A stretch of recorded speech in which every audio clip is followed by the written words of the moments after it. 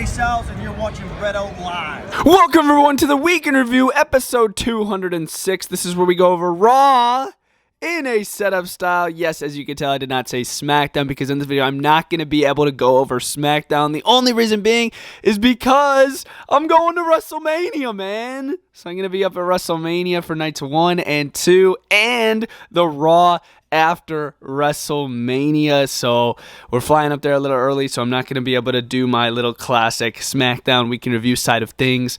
But we got the Raw side of things here for the Week in Review episode 206. I'm going to talk about the entire show. So without further ado, let's do it. We opened up the show with an episode of Miz TV. It was Lita, Trish Stratus, and Becky Lynch, as well as Bayley, Dakota Kai, and Io Sky. They were all out there with the Miz, like he always does, started nagging his guests and creating controversy among his guests, and then it led to a match after some words were exchanged with Becky Lynch. Becky Lynch got a pretty decent promo, by the way. Some words were exchanged, and then Becky Lynch went one-on-one with Io Sky right after Miz TV. That match was actually pretty decent. You know, a solid way to open up the show. I did enjoy it. Io Sky went for the moonsault off the top rope, missed it, and then Becky Lynch was able to hit the manhandle slam and pinned Io Sky 1, 2, 3. So definitely gaining some momentum, both Becky Lynch, Lita, and Trish Stratus going into their 6-man tag team match at WrestleMania, which ought to be pretty decent, but I still got Damage Control. If you guys haven't seen the WrestleMania prediction video, I highly recommend checking it out if you didn't see it. Seth Rollins went one-on-one with Mustafa Ali, and my goodness, I thought this match was going to be longer. It was a squash match. Seth Rollins hit a wicked curb stomp, very similar to this in the corner, and then he hit a second one in the center of the ring to Ali, and he pinned him 1, 2, 3. I thought that was pretty decent how it was a squash, but then, right after the match, Seth Rollins grabbed the microphone, he's like, sing my song, and I can't wait for WrestleMania to do it. And I was thinking to myself the exact same thing. I'm like, oh my gosh, we're going to be singing Seth Rollins' theme song with 75,000 people. That's insanity, dude. I am so excited for that. It's going to be freaking epic. Oh,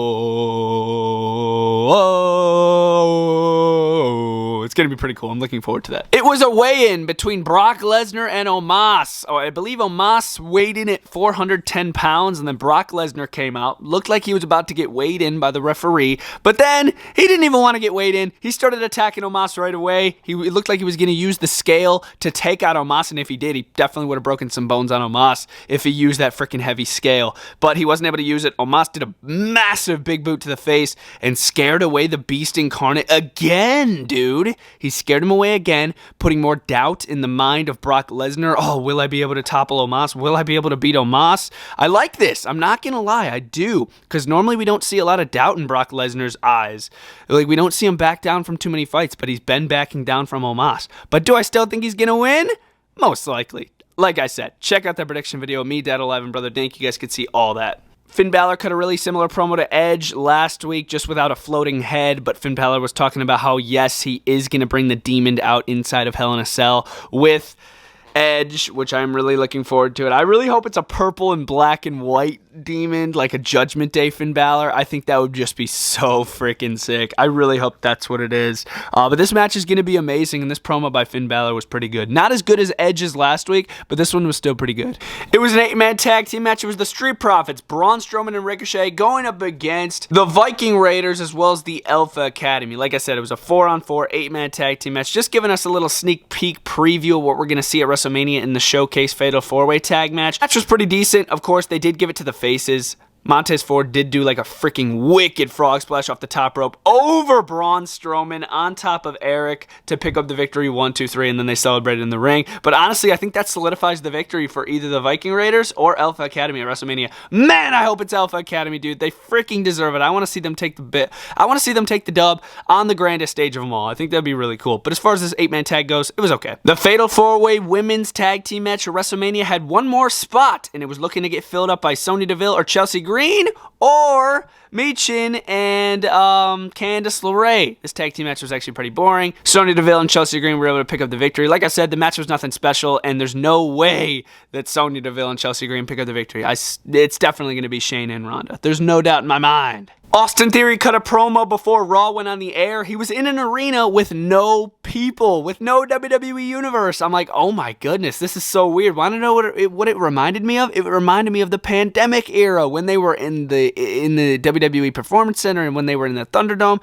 Just the quietness. I was like, oh my gosh, this reminds me of that. What the heck is going on? Austin Theory was talking about how he doesn't need this WWE Universe, how he's not doing it for them, how he's not doing it for the kids that are trying to be the next Austin Theory, the next John Cena. He's doing it for himself. He's going to take out John Cena, and he is going to remain United States Champion at WrestleMania. But as far as this promo goes, man, it brought me back. This was very nostalgic right here with no crowd. It was very weird, man. Damian Priest went one-on-one with Rey Mysterio. Dominic Mysterio was on ringside, posing as a factor. He pulled the leg of Rey Mysterio one time, and then he just said screw it. He started attacking Rey Mysterio right when Rey Mysterio was about to drop the dime and pick up the victory over Damian Priest. But then, yeah, like I said, Dominic just screwed Rey over. He just started beating him up. Ding, ding, ding. Rey wins by disqualification, unfortunately. Damian Priest and Dominic start beating up on Rey. I'm like, okay, who can help Rey Mysterio? Because he cannot get beat down this much before his match at WrestleMania. And I forgot. I'm like, oh, Legado de Fantasma. Santos Escobar, who had come out with his two buddies, and he freaking helped out Rey, just fight off Dominic and Damian Priest because they respect Lucha Libre. And they're like, no, this isn't happening. We're not going to let them beat down Rey. Man, Rey Mysterio better take the dub at WrestleMania, bro. Please. Justice for Dolph Ziggler. Yes, I love Gunther. I think he's a really good talent, the current Intercontinental Champion. But he went one-on-one with Dolph Ziggler tonight here on Raw, and he decimated him, man. Dolph Ziggler got wrecked yet again. That figure looks fantastic, but still, Dolph Ziggler got absolutely messed up. Powerbomb, slammed to the side, and Gunther was able to pin him 1-2-3. Obviously, Gunther's looking good going into Mania, but Dolph doesn't even have a match. He might be in Andre the Giant Memorial Battle Royal this Friday on SmackDown, but I don't even know, man. Ziggler, poor guy, man. I feel like he deserves one more big title run and then maybe retire. I don't know. But yeah, Gunther was able to squash him. The highlight of the night. Cody Rhodes went one-on-one with Solo Sakoa. Yes, I know that's Jey Uso. I'm just posing that as Solo Sakoa. This match was amazing. I really enjoyed it. Back and forth action between the two. It just kept me thinking in the back of my mind. I'm like, this is going to be a disqualification. Solo Sakoa's never been pinned. They don't want Cody being pinned before going into the match against Roman Reigns, but it wasn't a disqualification. I'm like, oh my gosh, this shocked the crap out of me.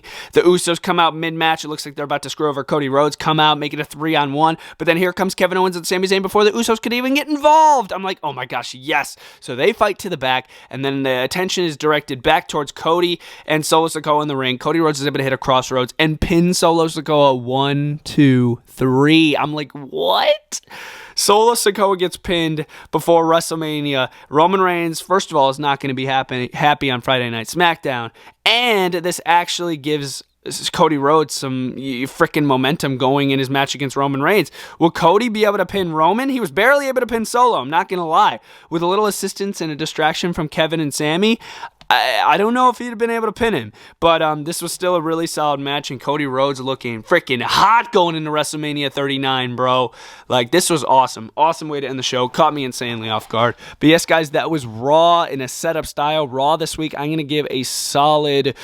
I'm going to give Raw a 2.5 out of 5. I thought the show was okay. Nothing too crazy, but obviously you don't want to risk injuring your main top guys before going into WrestleMania, the grandest stage of them all. This Raw was still not bad. Like I said, 2 out of 5. You guys can let me know your rankings down in the comments down below. And I really hope you guys enjoyed the week in review setup. Yes, I know I'm cutting it off here. Obviously, I am in LA, so I'm not going to be able to film SmackDown in the Bretto Live action figure arena. So I really hope you guys enjoyed this week in review Raw side of things. And I'll see you guys next time. Bretto Live out.